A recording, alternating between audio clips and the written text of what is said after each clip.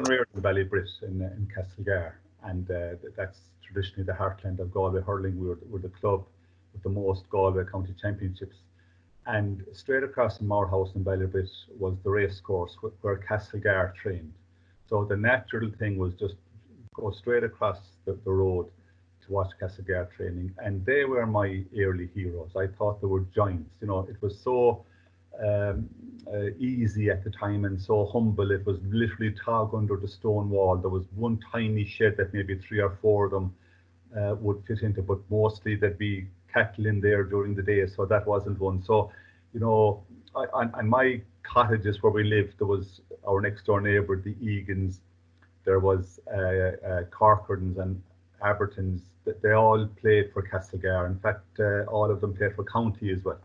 So it was an awful easy affiliation at the very beginning was to start hurling, but Castlegar and those men, and very sadly, 4 or 5 of them have died in the last year or 2 of that. They're all in their 80s now, but it's you know, and names that I will carry all the way in my life.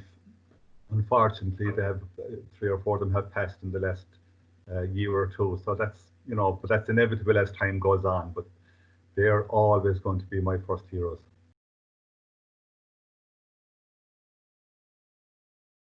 Well, in Castlegar, obviously, where, you know, John was the eldest of the brothers in our own house, and he started behind the goals, kind of pucking out, you know, to the lads that were playing out in the field, and bit by bit he got playing with them. And I would probably say he would be my biggest influence to kind of shape a career or shape an interest.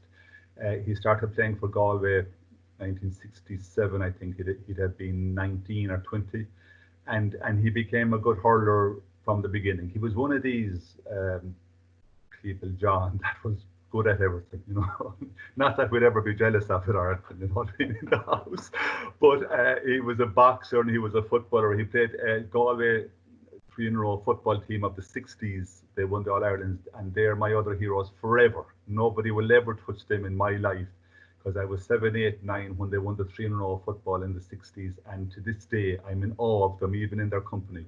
But John played football for Galway with them in the years after. There was a tournament called the Grounds Tournament, and we have a photograph at home of him with them. And he was a boxer and he was a hurler. So he was a very natural kind of a talent to kind of maybe look at and saying, you know, he can do it.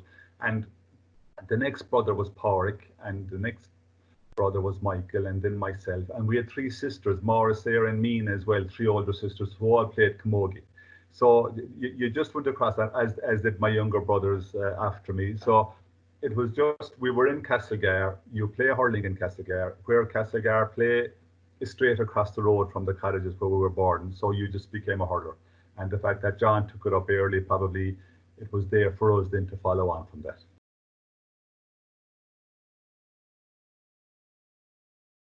I came on the Galway panel in the autumn of 1975. I was just actually 18 or 19. I was just a year out of minors, and Galway had been in the All-Ireland Hurling final in 1975 as a big surprise. It became a year from nowhere for Galway. Galway won the National Hurling League in 1975, and then had a great win against Cork in the All-Ireland semi-final, but met an incredible Kilkenny team in the final who beat Galway well actually on the day by 12 points. So I came on the panel then after that. There was a few more added to it for the following year's championship. And very funnily enough, my first game for Galway was in Croke Park. I came on as a sub in the league of 1975 against Dublin, and against this tough dog, Joe Byrne from Airdens Isle. You know, I met him a few times afterwards, so not for a long time. I'd love to meet him again actually. And I was sent in as a sub into right corner forward, and Joe Byrne was left full back, like, and I knew right away this is county hurling, you know, with the few at the exchanges. And at the end of it, I remember Joe saying, "Great game, sorry it's over." It finished in a draw actually. Sorry it's over, and I was glad it finished because I could hardly draw my breath, you know. But my first ever game for Galway, as it happens, was in Croke Park, which was a dream for anybody to play in, and it was my first county game, you know. but it was a memory you'll always have, obviously. I was like a 2-by-1 let. I was nearly starved looking, thin legs, thin body, head of hair and all that kind of thing. Like, and I'd say when I ran on, I'd say this fella said, "Oh, I'm going to eat that lad," and he probably did. You know what I mean? But it's still a memory, obviously.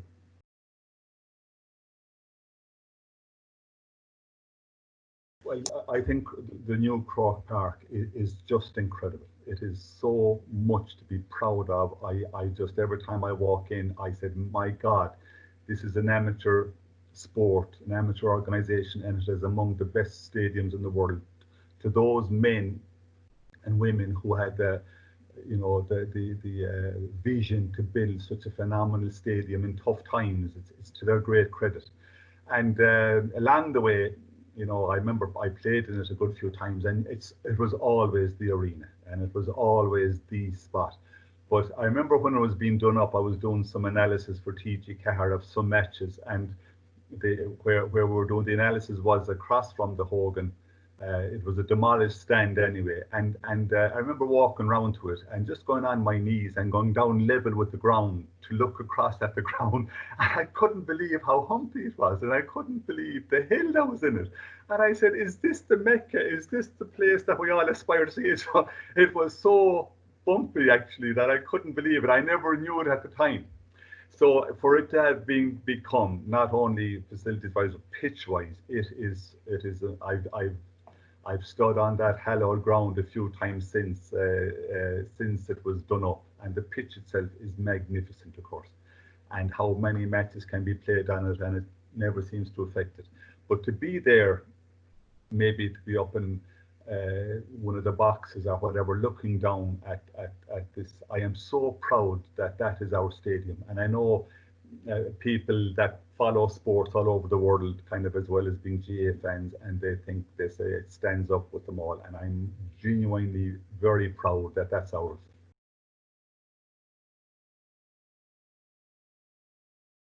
Well, in those days, for semi-finals or finals, we always travelled the night before, the day before. And myself, I live in fairly close to the city. The first point of getting on a bus was in Woodkey, which is in Galway City, but a traditional part of Galway City. And you'd always have a few dozen there to wave you off. So you were immediately in on, this is big. And then in various places in Crockwell, Loughrea, Ballinasloe, the lads would join us on the way.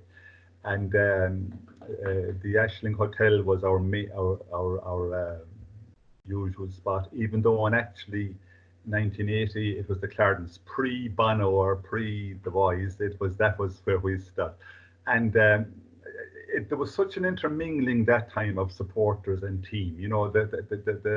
The hotel on the night before the matches used to be hopping. You know what I mean? And this thing of kind of having your night's sleep and stay away and get yourself mentally prepared there wasn't the hope of it. But there was no other way. We knew no other way. I often thought actually by being that way the night before the game or the day of the game meant that the game itself became a lesser event. Do you know what I mean? Rather than being completely blocked away from.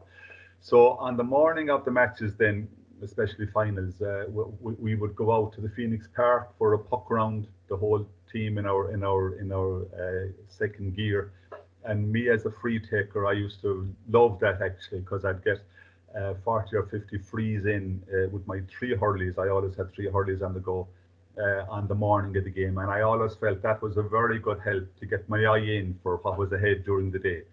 And so actually, I think in 1980 as well, it was in the Nafiana grounds that on the morning of the game again we went out for some extra free taking sessions. Like, so that was always the preparation. But in all our careers as hurlers for Galway at that time, us and the supporters were everywhere together. We used to have the most fantastic sing-songs you could ever imagine, especially before Christmas, the league matches. We'd always stop, and not only did we know our each other's songs, but we knew the supporter songs, and it was phenomenal, happy, crack, wild kind of, because we were all young. We took our hurling very seriously, but we always loved to have the fun. But obviously that wouldn't be the event before the big matches. But ourselves and intermingling with supporters was always a part of what we were about, and including semi-finals and finals.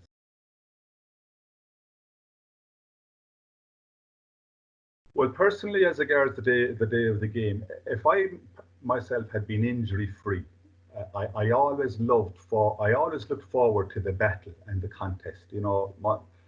I used to have to work very hard at my hurling to be a county hurler. Some fellas can just pick it up and go out in the field and play hurling. I used to have weeks of good training to get my eye in. We'll say that my first touch, if I put down the hurley, that the schlitzer would come up into my hand. But I needed a lot of practice and training to get into that. And if I had that going into, like, there's nothing worse than kind of doubting yourself on the day of the game. Am I ready? If you were ready, I loved the kind of the ritual of going into the dressing room actually and getting ready. And before a game going out, what I always wanted to kind of, as a conference, was just to look around the dressing room and pick out a few fellas, like for instance Niall McInerney, who always exuded confidence. Um, Iggy Clark for the brilliance of his hurling. John, my brother, maybe because of his leadership and his hurling, and a few lads like that.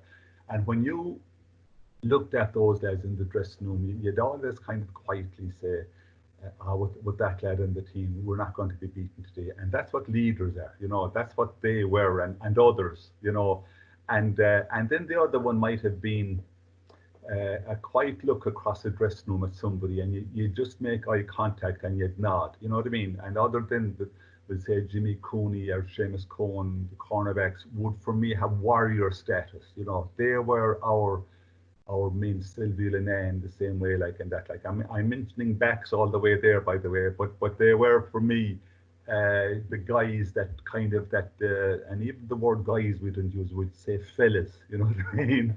Guys isn't the ways we usually sort of say fellas, like that of kind of steel kind of thing, that you would kind of say, yeah, we're okay for today, and that's where I picked up my vibe for what was ahead.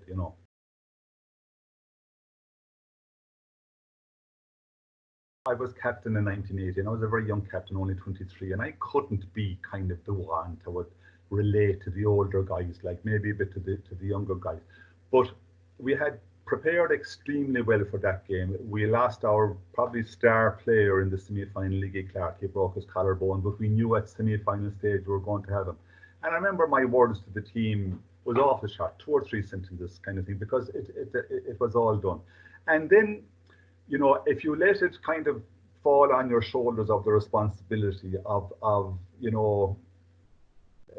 a people in Galway who had gone through this for 57 years unsuccessfully. We had gone through the decades, we had gone through the heartbreak of especially the 40s and the 50s, where great teams were just pipped and pipped, with desperate bad luck and injuries and whatever. So if you allow that just to be, but we had put that all aside, and I was going out as number 11, for instance, like that, and I knew that number 6 and the other team is inevitably among their best players. Like centre backs are always that, like, and the other players. So I had to kind of get into my head that, I always had this mindset anyway that maybe, Joe, you mightn't be an all-star today, but the man marking you isn't going to be an all-star either. Do you know what I mean? I think that is a great equalizer to have as a player going out. So I actually felt good, I often felt good going out in semi-finals and finals if we had the work done. Do you know what I mean? You're not sort of the star on the team, and that's a great place to be. Just do your job. Just do your job and contribute to the overall effort, and hopefully that overall effort is enough. And I was always a fierce, proud Galway man. I always felt that, as the only kind of hurling team in the West of Ireland, we're representing something. We're representing. I never fell into the world of sort of a hone for Galway or the West, but it was the place that was decimated by population. I never felt that we're a special case because of that. It means, try harder and be more determined. But you would feel that there is, you are representing something today, and go out there and represent it well. And for the first time in 57 years, on the day it was successful, we were able to kind of say to Galway and the west of Ireland, you know, yeah, it's kind of it has come, and it was the start of a decade, I suppose, which made it even more special. I think people can remember it as the start of a decade, which became a great decade for Galway as it happened. We were the leading county in Ireland in that decade by the two more we won, you know. So it was the answer to a dream, and I've always felt that we could walk again among the kind of the big three. I always thought it was Cork and Kilkenny and Tip and the rest of us, you know. And on that day, one of the rest of us had our dream day.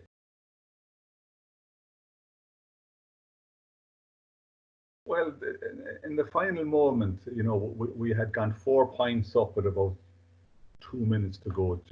John Ryan, God rest him, he died at 44. You know, and one of the memories you'll have of a team is who's gone now. And John Ryan died at 44, and Niall McInerney died at 55, and Joe McDonough died at 62. Plus Inky Flaherty, our legendary selector, but he was a good age. So John Ryan, one of twins from Clymerdale, identical twins. To our last day with them, we never knew was it Pascal or was it John, and they were the funniest fellas and wild, and they'd be coming into the dressing room with sort of their exploits kind of thing and everything, and they were the funniest, nicest fellas. But John put us 4 points up, and then when you're 4 points up with a minute to go, maybe for a second, you can savor a moment. And Limerick came back, and Eamon Cregan pulled it back to 3 points, but there might have been a minute. And just one thing I'd like to say about 1980, and there's been a lot made of it since, like because of the occasion and the aftermath. But if we won on the day a team lost, you know, and I lost the Ireland finals of 79 and 81, and the last thing I ever want to be done is reminded of it. You carry it all your life when you lose in All Ireland, and I often felt that it was unfair on the Limerick team how much was made of our win because they didn't win on the day, and I'd have a great respect, always would have, for opponents, and that Limerick team, I've often wanted to say it if I was ever asked about it, but I'd like to say it now that with the greatest respect to a great Limerick team, we never wanted all to be made of it as there was of us, because it keeps reminding you of the loss. But in the aftermath of it, it was just this extraordinary moments of unbelievable joy, you know, because you know that these decades of heartbreak. But what you want is the joy with your teammates. Do you know what I mean? And we had all come up through the ranks, like, and some, like my brother John, I think it was his 15th championship. Some great young lads on it, Bernie Ford and Seamus Cohen and Conor Hayes, and Steve Mahan had been on the 78 under 21 team 2 years before, so they were the youngsters. I was more their age group than the older. But this phenomenal relief, and of course within seconds we were buried by the crowd, you know, and then the crazy aftermath of afterwards. But unlike now where the spectators are kept off the pitch, these are great moments for teams when you win All Ireland. You know, it is excruciating for the losing teams because you have to stay on the pitch. If you lose, all you want to do is get off it. But for those moments, they were magical. They were the ones, but we never had the seconds to be together because we were buried within seconds. But of course, we had a dressing room afterwards, you know.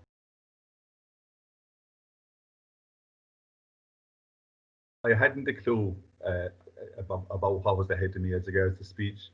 Um, I knew I'd say it in Irish for a start.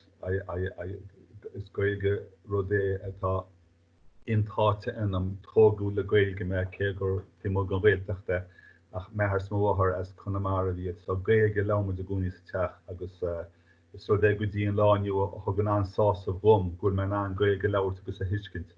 So I knew I'd say it in Irish, period, whatever I was going to say. I knew I'd say something about immigrants. That was the one thing that I knew, because I think when I talk about decimation of Galway and Mayo, I actually put out two counties so often and saying like the whole communities, you know, and were decimated of population in the tough days. And often for All-Ireland semi-finals and finals before that, they would come in great numbers from England and America to watch us, to watch Galway playing, and all of us would have to head back to their adopted homes with another defeat. So at least we were going to make that of it. And after that, I said, Jesus, Joe, you got to wing it here. You got to wing it and make up something, and don't let the occasion down if you can.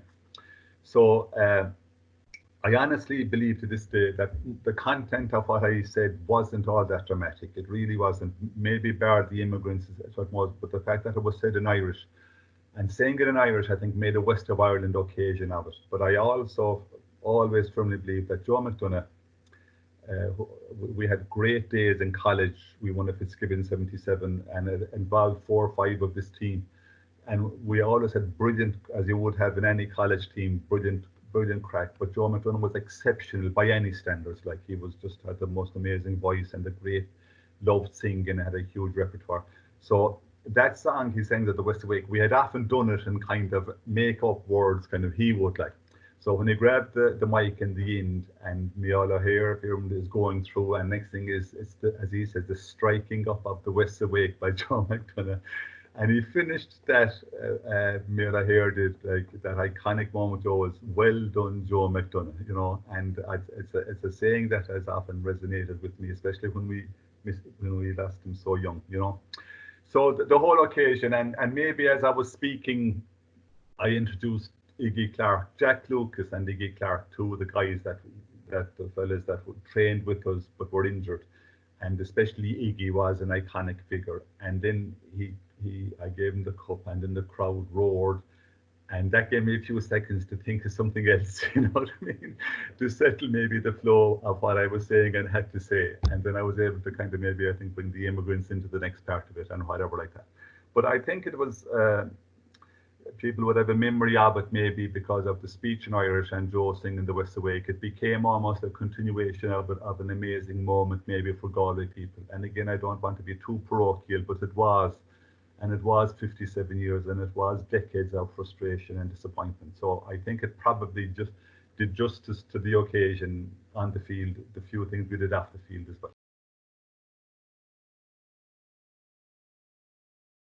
Well, winning an All-Ireland club with Castlegar, like, I finished at 27. I got a very severe knee injury, and I never played again after 27. My career was over. But imagine kind of being able to say that you won an All-Ireland medal with your club and All-Ireland with your county, and I won a Fitzgibbon with UCG. The only disappointment was St. Mary's College, my secondary school in Galway. We lost 3 Connacht finals to Gort by 2 points, 1 point and 2 points. And to this day, you know what I mean? But with Castlegar, it's where I started and obviously where I finished. And in my 60s now, I think I have a bonding and a loyalty to Castlegar that's as strong as ever, you know. But at the time, no Galway club had ever won an All-Ireland since the official competition started in hurling or football. And in the semi-final that year against Blackrock from Cork, I think Cork teams had won 6 of the previous 7 All-Ireland clubs. And we played Blackrock with an all-star, brilliant team. I think maybe they've got to be up there with the greatest club teams ever. Cork had won the National League just before that, with I think 7 or 8 of that Blackrock team, plus Frank Cummins, one of the greatest midfielders of all time from Kilkenny. So we beat them, and then literally the following Sunday we played Ballycastle from Antrim. And that was a great era of Antrim hurling. Like, a couple of years after that, Lougheed won a Club All-Ireland after a replay. So it was a great era, and it was a great, they had beaten the Leinster champions and Ballycastle, and a great battle. I remember for the start of the second half, the ball we never got in the forwards. It's just pressure after pressure and our bombardment of our backs. And eventually just a 3-point win at the end, but a wonderful win that you'll carry forever. You know, the amazing feeling of the following days that we're after winning the All-Ireland Club Championship. We're the best club in Ireland. And again, it was a kind of a momentum one for what happened later on with Galway. I do believe UCG won the Fitzgibbon, and we won the Railway Cup for the first time in 33 years, the interprovincial, and then Castlegar won the Club All-Ireland. So that was in the bag for Galway going into the summer, and it just sounded like this could be a year that. But I'll tell you the greatest miracle of the year. Airog, our junior football team, we won the Galway Junior Football Championship that year, and that's probably the biggest miracle of them all, because that was the one in time and only that we were. It was one of these years I think would have beaten the All Blacks in rugby if we had to play them. It just everything came together.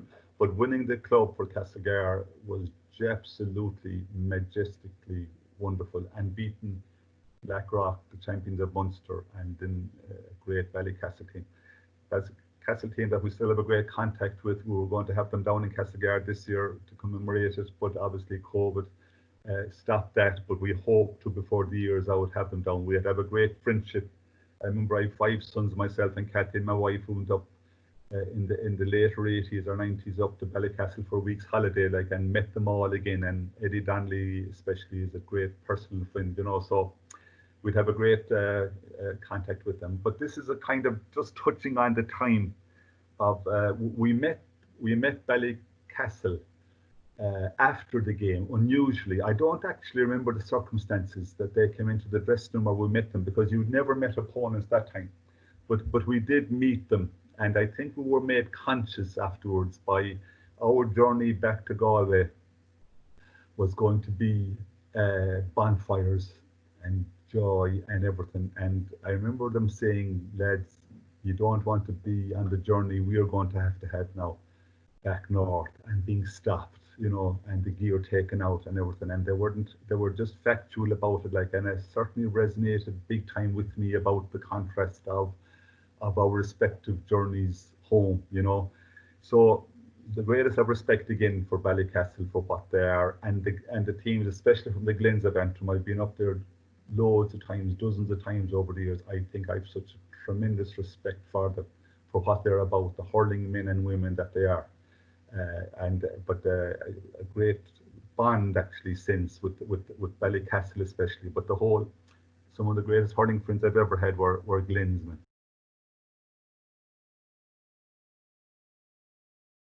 Obviously, when you win the All-Ireland with Galway, it's just incredible. But the greatest David and Goliath battle I've ever had, I never played for Castlegar ever, or Galway ever, or UCG ever, or St. Mary's ever, without being confident of winning. Of really think we have a great chance today. But the biggest battle ever we faced was the All-Ireland semi-final club-wise against Blackrock, because they were teams of a generation. The Cork team had won 3 in a row, 67 or 76, 77, 78, with a lot of that Blackrock team. Some iconic figures, you know, among the greatest hurlers that ever played it.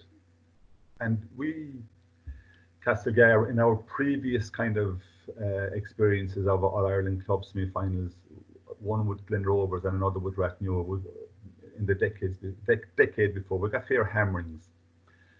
But we played this game in Athenry. The county venues for Galway at the time were Ballinasloe or Pierce Stadium. But in a discussion a couple of weeks before we were to face Blackrock, and it was which of them will we go to? And I always remember Micheál Glynn, our wing back, piping up, why don't we play in Athenry? You know, because Athenry was the best club venue in Galway. That's where we played all our matches, semi-finals included, and championship matches. And it was an excellent setup, but not a county venue. Now, the Blackrock lads would always say we played in a bog or we played in a cabbage plant and we narrowed the pitch and but we certainly had to pull all the advantages that we had and bringing them to an unfamiliar venue, which it was. Good pitch and not narrowed, I don't think, but we were very familiar with it. And then, you know, you're on the pitch and these kind of team comes out, and no matter what your confidence levels would be or whatever, you'd have to sort of say, today is a day that we just gotta nearly, as they say in hurling, pull on everything, tackle everything, knock everything, chase everything.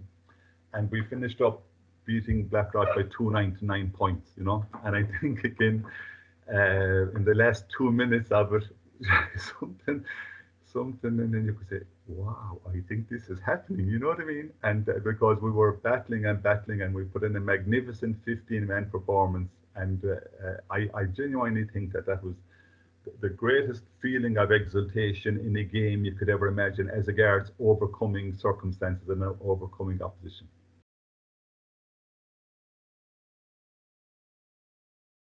Yeah, there were some great opponents and some great hurlers. You know, Ger Henderson of Kilkenny, for instance, like that, like tough farmer. Do you know what I mean? In the best sense of the word, brought that ruggedness and physical strength to the hurling. Like Pat Hartigan from Limerick, he was a shot put international for Ireland as well as being 6'4" and 15 stone. And I remember a great hurler from Dublin, Paddock Carton, a great hurler. But I would say that the one game in my life that I was playing for Galway that I felt completely helpless. I felt absolutely was against Waterford in a league game in Ballinasloe, and I was marking Pat McGrath. He'd be the father of Ken McGrath that played for Great Hurling in recent days, and his brother that played for Waterford. And he was one of these beautiful hurling centre backs. Like he's only about 5'8" or 9", I think, Pat, from memory, 5'10", whatever. Not a big man, but just the most beautiful hurler. And the funny thing, I think I scored a couple of points in the same game. I was centre forward, but I felt completely helpless. I couldn't get near him. I couldn't block him. He was grabbing it up above me, and one of these games that you sort of say, please, could somebody kind of close this hole I'm falling into? And I think that was the one game in my life that I felt absolutely nearly humiliated as a hurler was against Pat McGrath that day. But he was a beautiful ball player, as there was a lot of hurlers out there day. But I think that was the one game that I look back on as being, yeah, not today, you know. But a lovely hurler, and obviously reared some fine sons to do some good things for Waterford as well.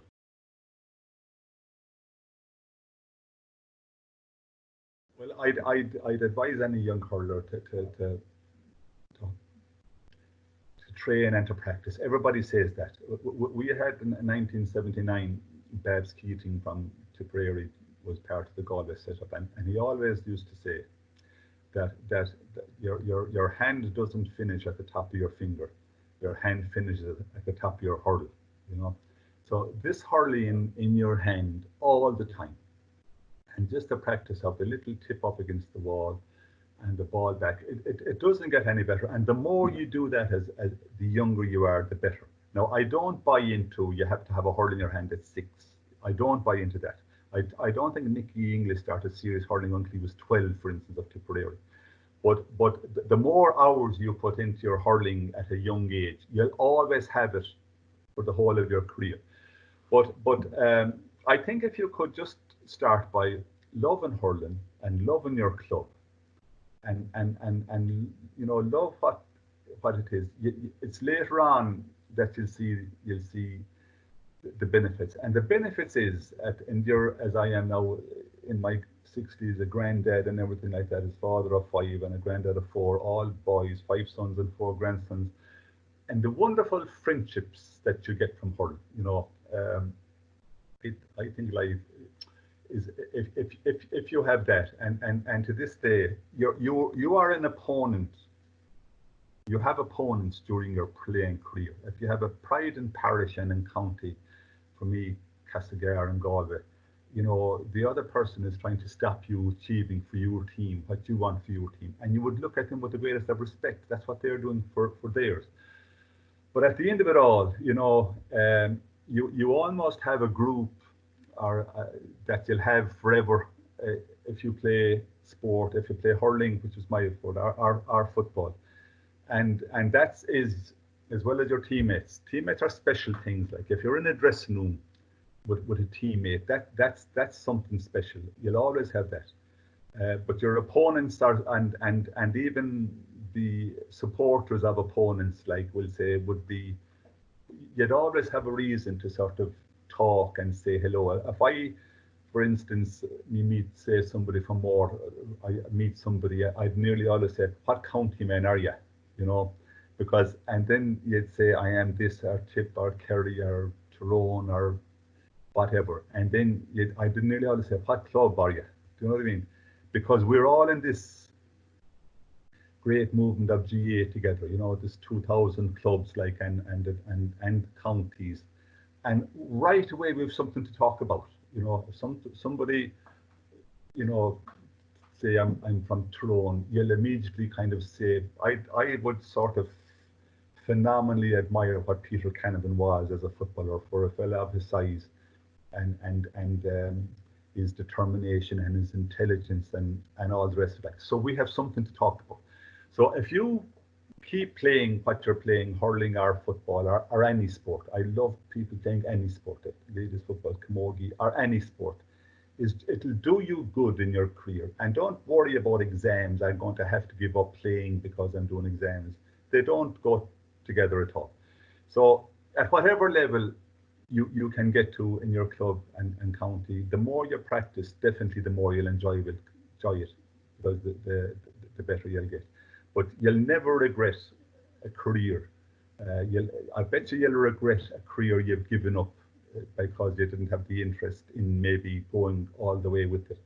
But never. And when you kind of, you don't dwell in the past, like more than ever, it's about today and the life you have today. But when you do kind of meet and talk, you know, me, Castlegar supporters or Galway supporters, I love meeting them. I love having the exchange of, you know, maybe referring to the past, but really mostly talking about where are we now and where could we go, you know. So, you know, practice, but you'll get a lot more out of it than just the success or not you'll have on the pitch. Like, you'll always have something to carry you through for the rest of your life.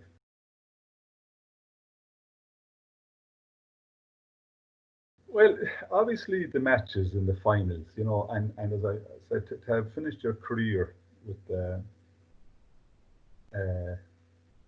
with the successes, you know, it's a complete blessing, like, because the most brilliant players in hurling and football, you know, were just of a period where their counties weren't as successful as they might have been before and after. But it's often the kind of, you know, um, I of my father's family, 9 of them, 6 immigrated. Like, I had 3 uncles in England: Uncle John, Uncle Joe, Uncle Seamus. And I was over for Uncle Seamus's funeral in London a few years ago. And he was late 70s. A lot of his generation of Connemara people had died, we'll say. But a nice crowd gathered uh, for his funeral. And we were walking up towards the grave, and all of a sudden it's a few Connemara people that I'm with, the generation that went in their 60s. And there's a natural shyness, I think, in lots of people, including in myself, you know, for when you meet people first, like. But the common subject we could talk to was hurling. And we started speaking in Irish, and these few hundred yards walk up to the grave, Master will Shane send him Leon, will Kenning, will Kenning Gorty, will Ali Kenning again once again, Master Carefree. And this conversation just evolved, like, of Connemara people who had left Galway in the 60s, you know, weren't going to come back, you know, 70s maybe, weren't going to come back. And the subject we could relate to was Galway hurling and football, you know. And that is the greatest kind of, you know, benefit of a career if you've played, is these associations are what's in common with, like, I love All-Ireland finals, for instance, hurling or football, in the hour before the game outside Crow Park. Just the fellas you'll meet, you know. I remember a couple of years ago meeting Stan Larkin, I think Liam Finnelly of Kilkenny, and right away there's banter, do you know what I mean? And just when you go into a county, or you're in the shop, or you're just the casual conversations about are often, you know, and that's what maybe in association with playing Gaelic games does you. You know, the unbelievable highlights, the unbelievable disappointments. The disappointments are so acute. They are so heart-rending, stomach-turning, the losses. You know, the 2 All-Irelands that I lost for Galway 79-81 to this day. Do you know what I mean? I can't relate them almost, like, as a Gáis fan, but way more than that is the the people you meet and the kind of the way you can strike up a conversation and about sport. Do you know what I mean? And especially in our case, GA. So I'd say that would be an old man's rambling. That is kind of you know, the memories live to today. That's the thing.